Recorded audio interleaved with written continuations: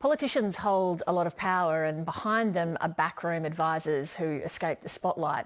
But when those campaign operators also act as political lobbyists, questions are asked about the appearance of conflicts of interest.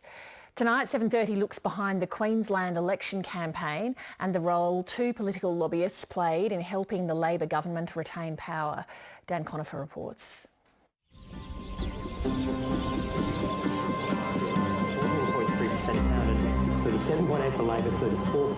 At this local sports club in Brisbane's suburbs, the Labor Party faithful last month gathered to bask in a history-making election win. And I promise you that I will roll up my sleeves tomorrow, get back to work and continue to build a better Queensland. Thank you. The Premier, Anastasia Palaszczuk, had hundreds of thousands of Queensland voters to thank on the night. But her victory also owed a lot to two of the state's most powerful corporate lobbyists who helped shape and guide her re-election campaign. Cameron Milner and Evan Moorhead. Evan has very broad experience and he can see things from all angles because he's lived a lot of lives. So if you're a Premier and you're looking to hang on to your gig, you probably want to grab him as quickly as you can. Advertising strategist Toby Ralph has been involved in more than 50 election campaigns around the world. People would have looked to him for sage advice, particularly the Premier who trusts him. And people within the Labor Party machine know he's good at what he does and he commands respect, so he would have been deeply influential. The role of business lobbyists in political election campaigns is raising serious ethical questions for integrity watchers about potential conflicts of interest. This practice of lobbyists who are then paid to undertake campaigning work for political parties is quite disturbing because of the acute conflicts of interest it gives rise to. The two lobbyists, Evan Moorhead and Cameron Milner, have deep ties to the Labor Party. Cameron Milner led the Queensland branch of the ALP before becoming a lobbyist, pausing briefly to work as then opposition leader Bill Shorten's chief of staff before returning to lobbying. The company he's director of, Next Level Strategic Services, represents clients including energy companies Shell and Armour Energy and drinks company Lion. I just don't think you can ask the public to believe that when wearing two hats you're going to be able to hold some kind of firewall between those two roles. It doesn't pass the pub test. 42-year-old Evan Moorhead is the ultimate political insider. He's a union official who became a state politician, then Queensland Labor Party boss, before joining Premier Palaszczuk's private office. Last year he left the Premier's team and almost immediately set up his lobbying outfit, Enacta Strategies. The firm has been hired to represent dozens of clients.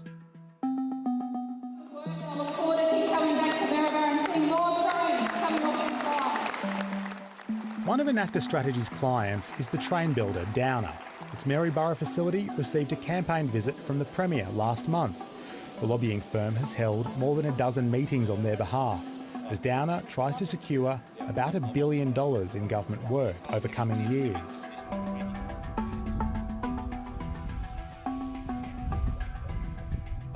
But many groups can't afford lobbyists, leaving them on an uneven playing field. Well, it'd have to be some of the best farming, cropping land on the planet.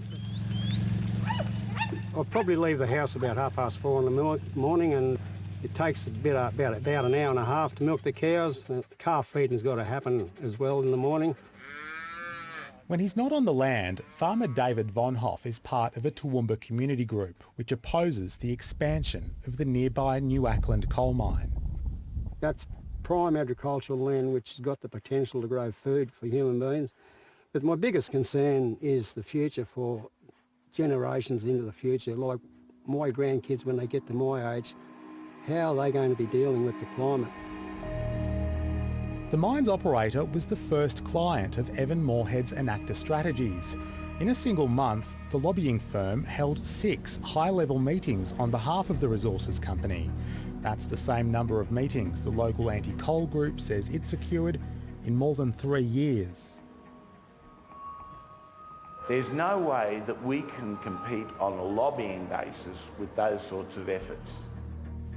Now, 7:30 can reveal just how much access Anastasia Palaszczuk's government has given Evan Moorhead and his firm as they've lobbied for multi-million and billion-dollar companies. Since taking on their first client, lobbying contact diaries show Anacta Strategies has met with the Premier's staff more than any other lobbyist, and it's met with the staff of her ministers on average more than once a week, and that's more than twice as often as any of their rivals.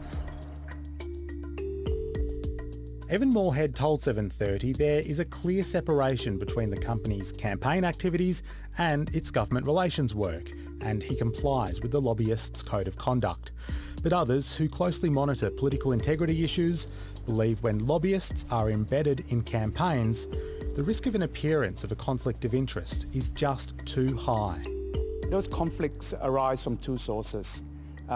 One comes from the close relationships that developed between the lobbyist campaigner and elected officials, particularly ministers and their staff. The second source is really the possible confidential information the lobbyist campaigner might have in relation to the elected official. Further north, another mine was given final state approvals on the cusp of the election. Pembroke is proud to be developing the Olive Downs Coking Coal Project, a world-class project on a global scale. Its lobbying firm is directed by Cameron Milner, the other big-name lobbyist involved in the Premier's re-election.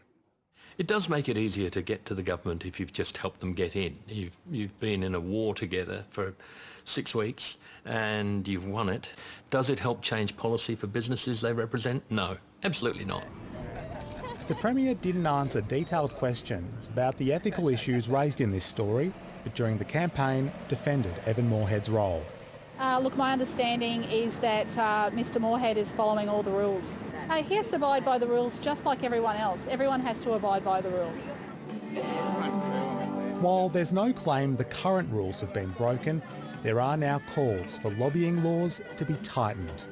One proposal would see a cooling-off period to stop insiders moving from election campaigns straight into the lucrative world of lobbying. The real risk here is that policy becomes kind of made for the few rather than the many. It becomes skewed by those who are in the room and able to have those conversations, who have the resources to buy those connections to get in the room in the first place. And you can find statements from Evan Moorhead, Queensland Labor and the state government on our website shortly.